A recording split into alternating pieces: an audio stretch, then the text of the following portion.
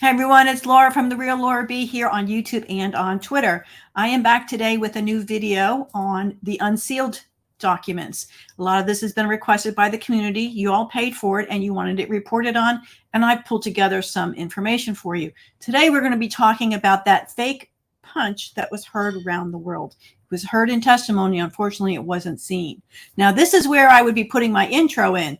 But it got corrupted, and when it redid it, the music sampled so much louder, I'd probably blow your eardrums. So I'm going to have to skip it for this video. No worries. The only thing I have to tell you and remind you, I am not a lawyer.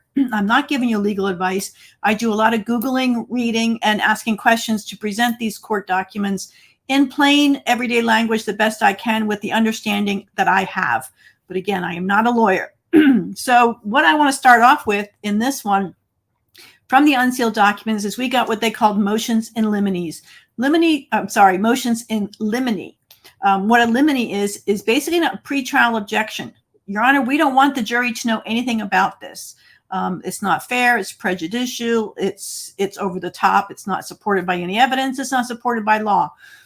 And they do this pretrial because during trial, if it's approached, for example, a pretend punch objection, Your Honor, well, the jury's already heard that part, and it's hard to unhear things. So they're going to handle it pre-trial. They also do this to save time in the courtroom. Let's not waste anybody's time about something that we're going to object to and is going to be discounted anyway. So let's start off with Amber Heard's team filing first, and this is their motion to prevent any references of a pretend punch by an unknown person on an alleged video which does not exist and should be excluded. Mr. Depp should be precluded from introducing testimony on an alleged pretend punch of Ms. Heard by an unknown person, not Mr. Depp or Amber Heard, that nobody personally saw except by an alleged video that does not exist. Testimony of a pretend punch of Ms. Heard by an unknown person, none of those. Such testimony is A, wholly irrelevant, B, inadmissible hearsay within hearsay, C, likely to confuse and mislead the jury, and D, unreliable and unfairly prejudicial. Mr. Depp inappropriately seeks to introduce testimony of a video that does not exist. Mr. Depp's counsel admitted to the UK court that the video does not exist, cannot be authenticated, involves an alleged pretend punch by a third party, not Mr. Depp or Amber Heard. Is not probative as to any material fact, constitutes hearsay within hearsay, would confuse, distract, and mislead the jury, and would be unfairly prejudicial. A pretrial ruling is necessary to prevent unfair prejudice. We don't want the cat out of the bag in front of the jury. The alleged video does not exist. The alleged video, supposedly from surveillance cameras at the Eastern Columbia building that some of the employees have attempted to interject into their testimony, has never been produced in discovery because it does not exist. Mr. Depp's counsel in the United Kingdom case, Depp versus News Group, admitted that Mr. Depp's team does not have the video. No, we don't have it. Similarly, the corporate designee for Action Property Management, Brandon Patterson, the custodian of records for the surveillance videos at the Eastern Columbia building, testified as follows. So the extent that the footage has not been produced, is it fair to say the footage no longer exists? Do you have another explanation? Answer, Brandon, can you expand on that, please? Question, my understanding is you testified there were 87 clips that have been preserved. Is that right? Answer, yes. And that the date and timestamps are reasonably accurate to your knowledge on those? Answer, yes, to my knowledge. And to the extent that there are any missing days or time, is it fair to say that the footage no longer exists, or is there any other footage that could be produced? Brandon answers, outside the videos that were requested, that's correct. No, everything else would have been written over at this point. Question, so there's no other videos than those that have been produced to your knowledge? Answer, that's correct. He goes on to say, and this footage was never found. Is that correct to your knowledge? Answer, the footage was never requested. Answer, by whom? Answer, any of the attorneys. Question, so the footage, it is your testimony that this exists. This footage exists or not? Answer, it no longer exists. Question is, and it would no longer exist if it was never produced as one of the 87 clips. Is that right? Answer, that is correct. Question, and I believe you testified earlier that attorneys from both sides selected times and looked through video and made selections of what to preserve. Is that right? Was that your testimony? Answer, yeah, that's correct. Question, but nobody selected the footage to your knowledge? Answer, not to my knowledge, no. Question, and it was never produced? Answer, not to my knowledge, no. There is no dispute that the alleged pretend punch video does not exist, has never been authenticated, and that the jury would never be able to see it. A jury, therefore, could never render its own fact-finding respecting what actually happened or did not happen in the alleged video. As a consequence, testimony on the alleged video is likely to be misleading, confusing, subjective, unreliable, and unfairly prejudicial. It's also inadmissible for the reasons described below.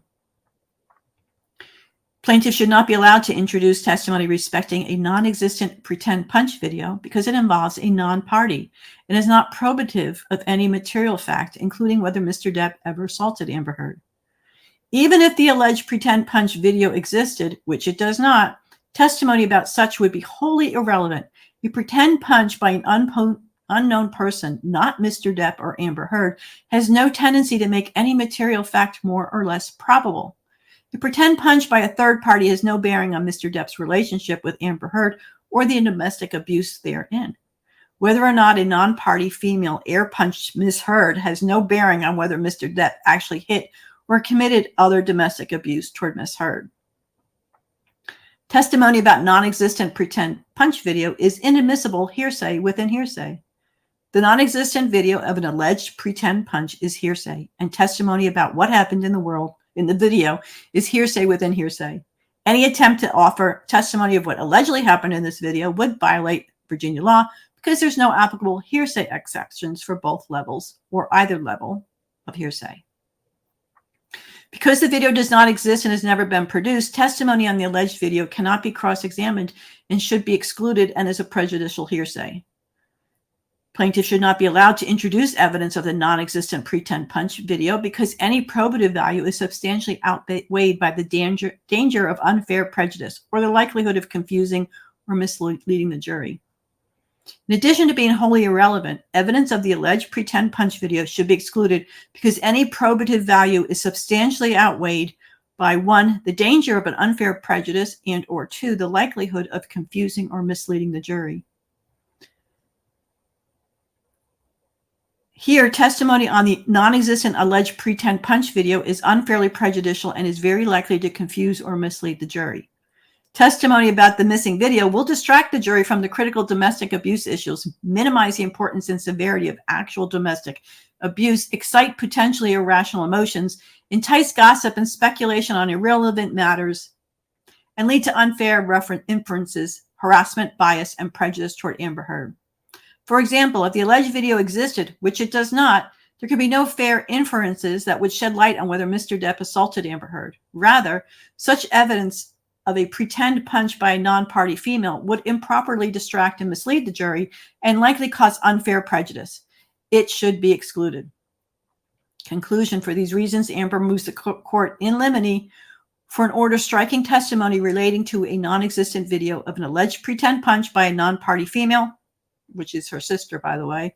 Such testimony is irrelevant, inadmissible hearsay within hearsay, and likely would confuse and mislead the jury, unfairly prejudiced by Amber Heard. Now, we first heard about this punch in the UK trial, as she said, when Trinity Esparza gave testimony. So now let's see what Depp's answer is to this limine. Make it fit. Ms. Heard's motion in limine, number 17, seeks to exclude evidence concerning any references of a pretend punch by Whitney Henrique that was witnessed by Brandon Patterson. Ms. Heard claims that on May 21st, 2016, Mr. Depp engaged in physical abuse against her. Brandon Patterson testified that shortly after that date, he watched a video recording of Ms. Heard's sister pretend punching Ms. Heard in a comedic fashion. Now, this testimony he's talking about is a deposition he gave, and in this trial, they used deposition videos as testimony. Ms. Heard now seeks to exclude this testimony, but her motion should be denied in its entirety because 1, the testimony is highly relevant to Ms. Heard's claims of abuse, and significantly, Mr. Depp's argument that such claims are fabricated. 2, the testimony is not hearsay, despite Ms. Heard's feeble arguments to the contrary. And 3, although Ms. Heard might not like the testimony, it is probative and not unfairly prejudicial. Mr. Patterson's testimony is relative and non-prejudicial. Mr. Patterson's testimony that he observed Ms. Enrique pretend to punch Ms. Heard in the wake of her allegations of abuse by Mr. Depp is highly relevant to Mr. Depp's argument that Ms. Heard's claims are fabricated. This is a close temporal nexus between Ms. Heard's allegations of abuse by Mr. Depp and the pretend punch, and the subject matter is near identical. There can be no reasonable argument that the testimony is irrelevant to Mr. Depp's claims. Further, although Ms. Heard may not like the evidence, it is not unfairly prejudicial. It is, in fact, highly probative of the central issue in this case, whether or not Mr. Depp physically abused Ms. Heard or whether her allegations were actually fabricated. In truth, Ms. Heard is concerned that the jury will draw appropriate inferences from the testimony, that it is highly unlikely that a sister would pretend punch a woman who has been horrifically battered and beaten by her spouse mere days previous. The testimony is directly relevant, non-prejudicial, and will aid the jury in deciding the central issues in this case. Mr. Patterson's testimony is not hearsay, and the present existence of the video is irrelevant. Ms. Heard's conclusory allegations that Mr. Patterson's testimony regarding what he personally witnessed in the video recording is hearsay within hearsay are as nonsensical as they are conclusory. Ms. Heard does not explain how this testimony is hearsay because, in fact, it is not. Mr. Patterson is testifying regarding events that he personally witnessed on a video recording. It is self-evident that testimony regarding events observed on the video feed from a surveillance camera are not statements and therefore not hearsay. Hearsay evidence is testimony in court or written evidence of a statement made out of court, statement being offered as an assertion to show the truth of the matters asserted therein, and thus resting for its value on the credibility of an out-of-court asserter. Here, Mr. Patterson is testifying to what he observed take place. Ms. Heard had ample opportunity to examine Mr. Patterson's knowledge and to explore his claims regarding what he perceived at deposition. Ms. Heard makes much of the fact that neither side ever found the actual video recording. Mr. Patterson watched, but that is much ado about nothing. Again, Mr. Depp is entitled to present Mr. Patterson's testimony regarding an event that he testified that he observed with or without the existence of the video recording. Any argument regarding the existence of the video is a sideshow that has no bearing on the evidentiary value or admissibility of Mr. Patterson's testimony.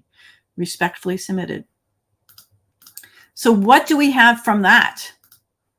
Let's try and put this in some order. I'm still going to present Trinity Esparza's testimony from the UK because she's the first person we heard this from. But I found something interesting in what Laura Wassar said in her testimony in court. Let me share that.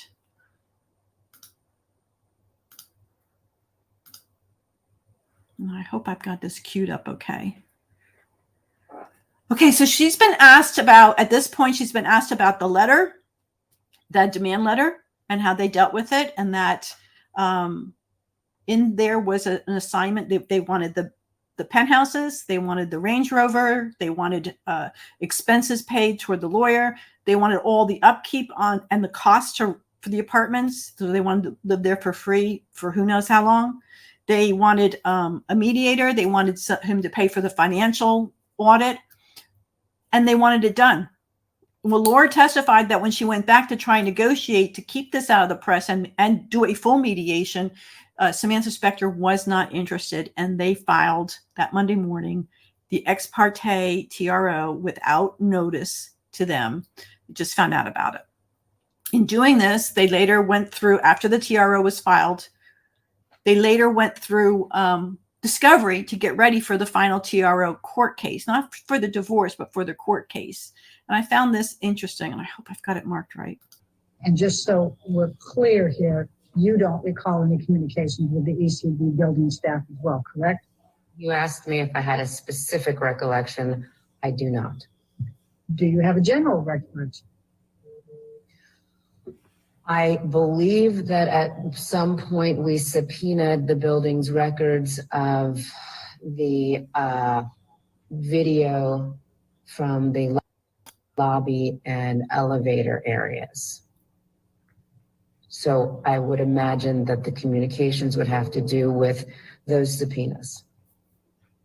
Are you able to testify to any conversation you or anyone at your firm or your co-counsel had with the ECB building staff?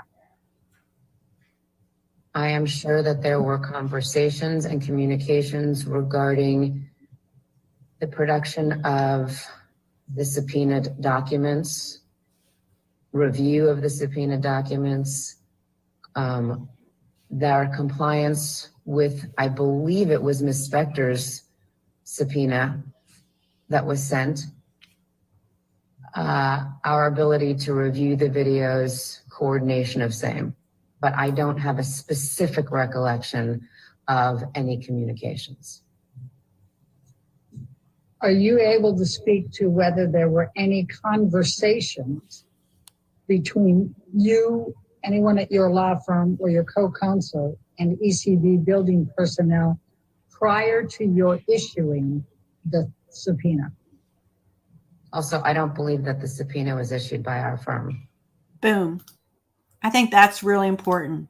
So now we've got down to it. It was Amber Heard's team that issued the subpoena for the ECP videos.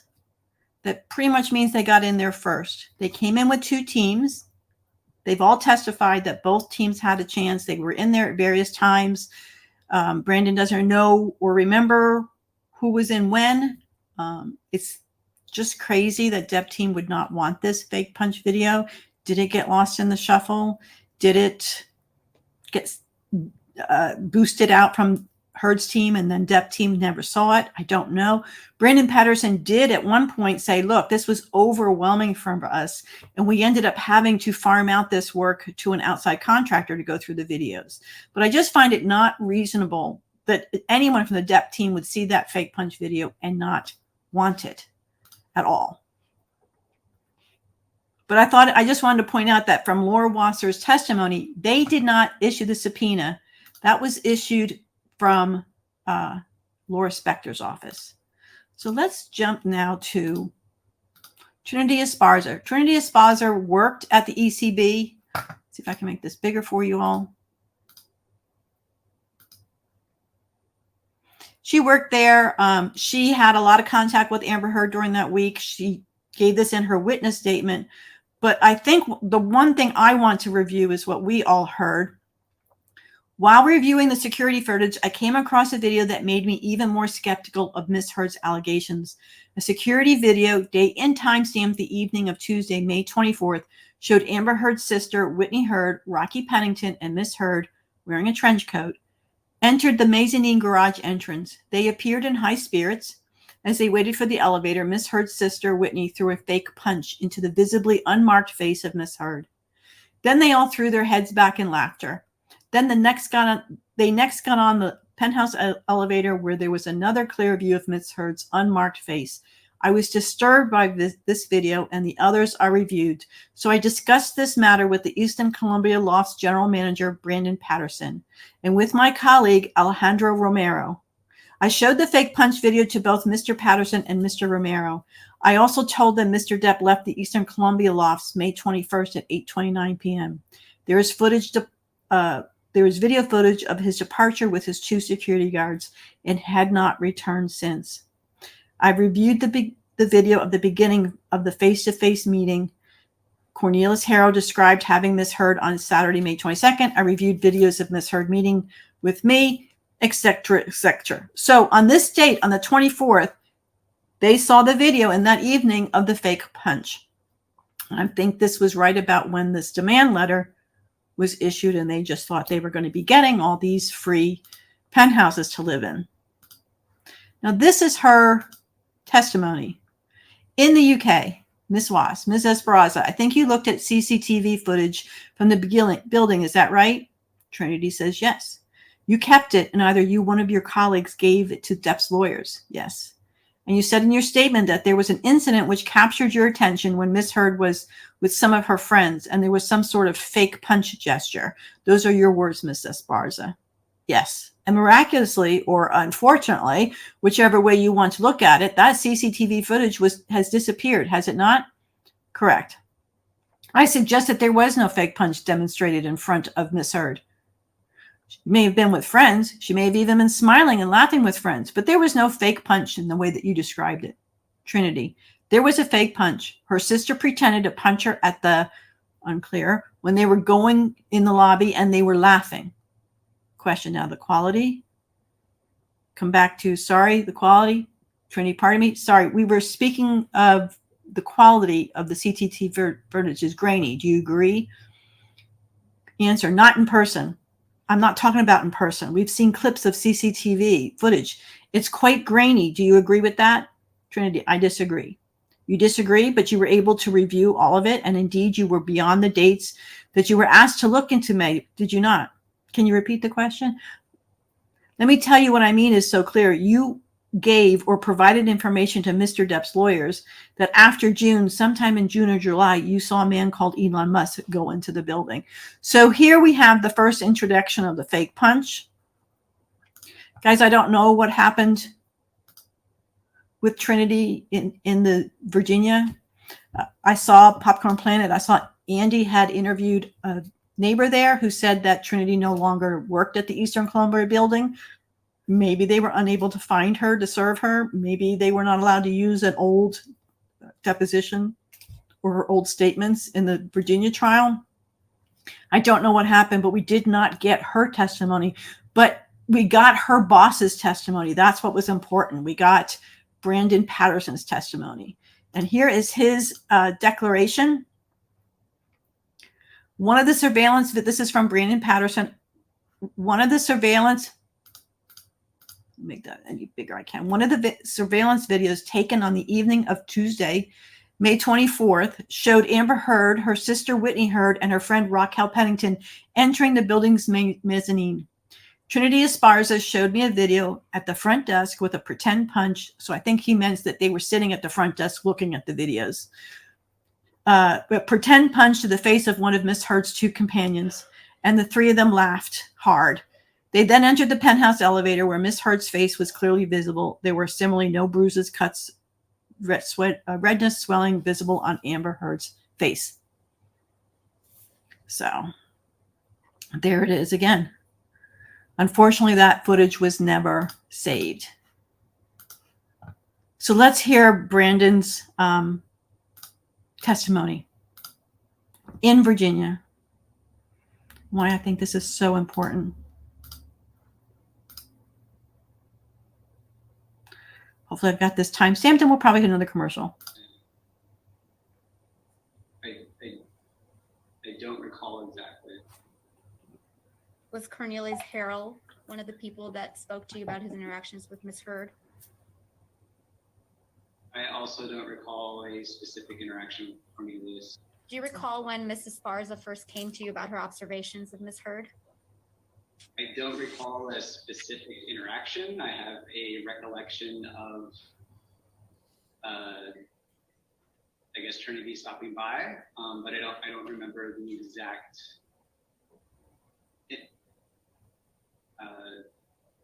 interaction. Are the statements contained in paragraphs 15 through 18 truthful? As I review it, yes, that is my recollection of the occurrences.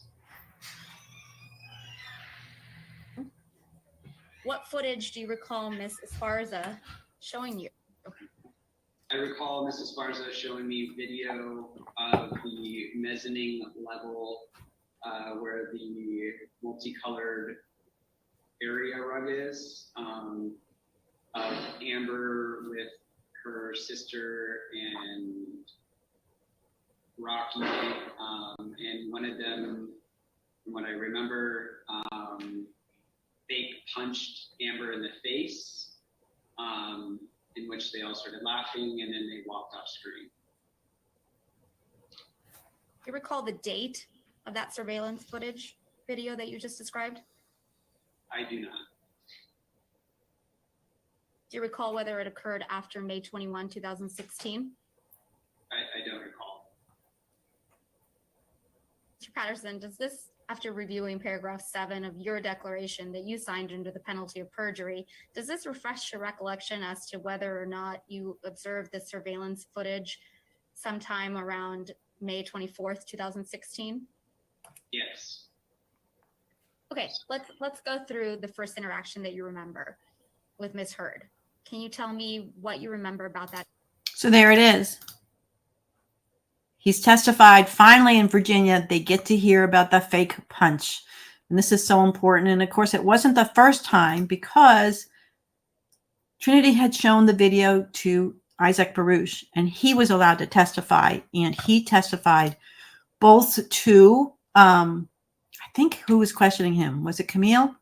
And to Elaine. So I want to make sure that I get both of those timestamps in there. The first one is for Depp Team at 33:07. Let's share that one.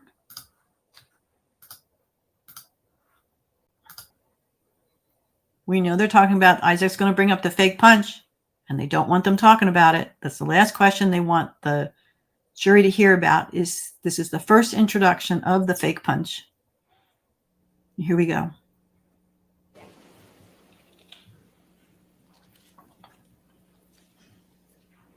Mr. Baruch, did you have any interactions with the staff of the Eastern Columbia building about Ms. Heard's allegations against Mr. Depp?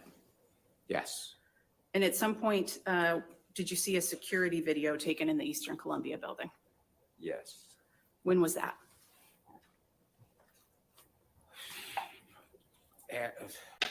Sometime in June, maybe 2 weeks in or something like that. It's 2-3 weeks in.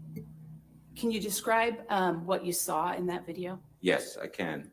It was a video of Amber and Whitney waiting at the elevator, a mezzanine level, coming from the garage, obviously, and waiting for the elevator. And Whitney does this to Amber. Pow! And hits her, like faking hitting her in the face. Going pow! And then they start laughing. Did Ms. Heard react at all in that video to the fake punch that you observed Whitney throw? Yeah, she's laughing. After doing it, they both, laughing at each other, with each other. Mr. Baruch, do you know who Elon Musk is? Sure. Have you ever seen Mr. Okay, so that's the part of the fake punch there. Obviously, Elaine is going to ask about it, and that would be about 55:28.